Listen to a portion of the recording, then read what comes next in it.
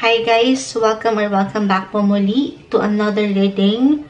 Ang ating pagbasa ngayon bilang andito tayo sa buwan ng Hunyo, wedding month na matatawag. So yung topic question na ating bibigyan ng pagbasa today ay iiwanan natin nang may patanong na sa kanya ka ba ikakasal? Para po ito sa mga couples or in a relationship. Ayan, tatagal ba kayo pero hindi ikakasal? Kailan ka ikakasal? Anong possible date? Na later on sa bawat science ay mag-iiwan tayo ng year bracket. Okay? Kung kailan possible yung wedding. This is a love reading in the next 12 years. From 2023 to 2035. Ano nga bang ilang ganap or maaring ilang challenges? O pwede nyo pang pagsamahan at pagdaanan together ang haangat sa baraha. Anong mensahe ang kailangan mong marinig ngayon? Again, this is for those in a relationship or couples na, okay? Pero kung single ka man ngayon, maaari rin naman na makinig. Pero kung hindi nais, okay lang din naman po na skip ang video na ito. Balik na lang po tayo kapag may jowa na tayo. Or may shota na, charet. Hindi. Kasi nag-iwan tayo dito ng ilang information din in regards astrology. Kaya yung year bracket natin is 12 years. 2023 to 2035.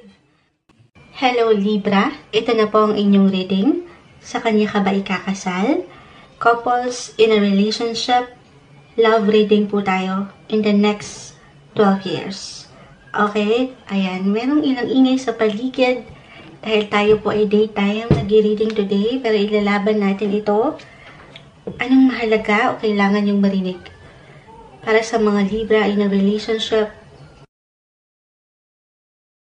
Message.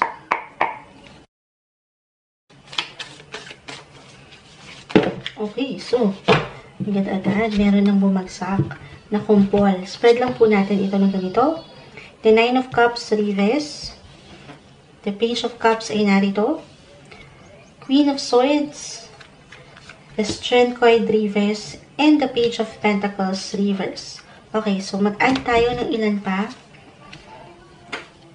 The Hangman ay narito. Five of Cups. The Two of Wands. And the Two of Pentacles. Two of Wands, Two of Pentacles. Libra. Okay.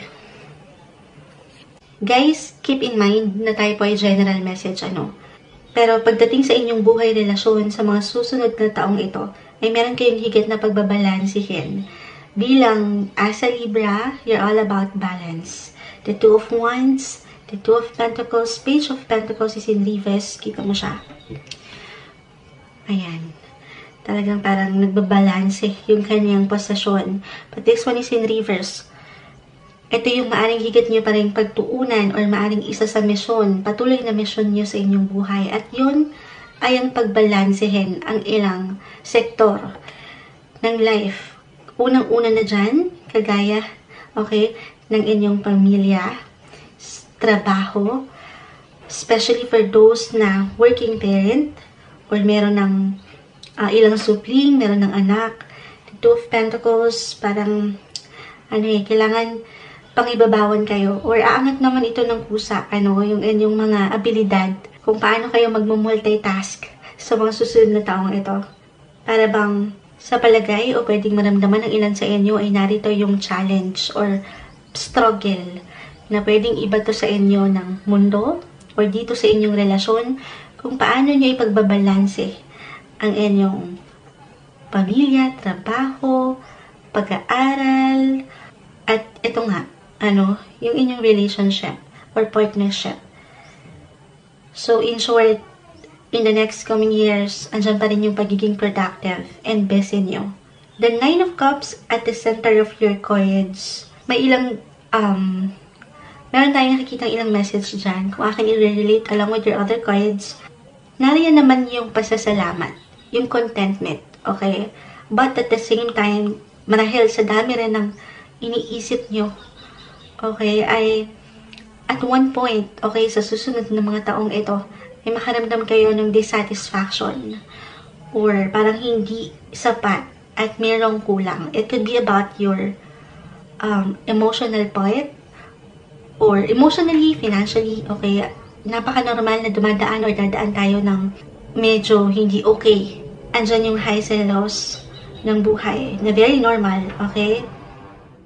Dito sa aking ilang na-mention, aking yung ulitin, maaring unang-una na dyan ay sa trabaho, or dito sa ilang matatawag mong passion or natural sa'yo, yung mga gusto mong gawin.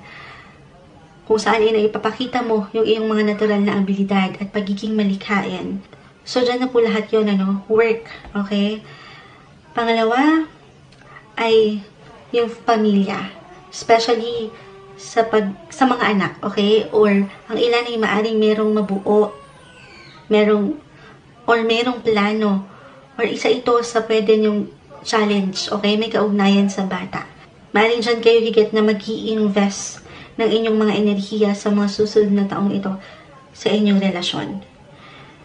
Na, ayan, halimbawa, di ba, bilang isang individual sa pamilya na maraming pangarap, may mga pagkakataon na hindi naman sa dahil hindi tayo nakukontento. Pero, maaaring, syempre pala na kung meron ka ng obligasyon or meron ka talagang pinagtutuunan sa pamilya, yung responsibilidad, ay tumataas yung ating hangarin eh. Kasi nabubuhay yung, ayan, merong nagpuputukan, New Year na po. Ayun, merong gumagawa po sa kapitbahay. Pasensya na po. Pero ayun nga, aangat yung inyong pangarap, inspirasyon na merong marating. Siyempre pa, para rin dito sa ilang aking na-mention, lalo na sa pamilya. But at the same time, sana manatili sa'yo yung paghinay-hinay nang hindi ka nasusobrahan kasi andyan yung pagka-busy and productive, mag-i-invest ka talaga ng iyong energy, halos lahat ng energy, ayan. Hindi po isang professional health advisor ang Moonchild, simpleng tarot card reader lamang po ako, pero alalayan lang sa part na, yes, natutugunan nyo yung ilang kagustuhan nyo na matapos or ma-achieve sa buhay pamilya, trabaho, pero sana wag nyo lang din kakalimutan yung kayo. Kahit na nandito kayo sa isang relasyon, especially, love reading tayo, I know, pero wag nyo lang din kakalimutan or ininiglak yung iyong pakiramdam. It could be physically or mentally. Magpahinga rin. Okay? Hindi magiging perfect ang relationship. Wala namang perfect, Hindi ko ito tatamisan, merong ilang struggle na pwede kayong maramdaman or difficulties, merong hindi pagkakaunawaan at one point na kung ito'y malalagpasan nyo at mapangahawakan, Libra. Kasi dito yung parang hindi naman kailangan laliman yung bawat messages ni Moonchild, Sabi ko nga parang makakaramdam kayo ng pagkakulang or meron kayong kailangan kulang na punan. Reversal energy rin po tayo every time, So, maaaring ito ay mag-reflect sa iyong pakiramdam, sa iyong mismo, Libra, or sa iyong kapareha.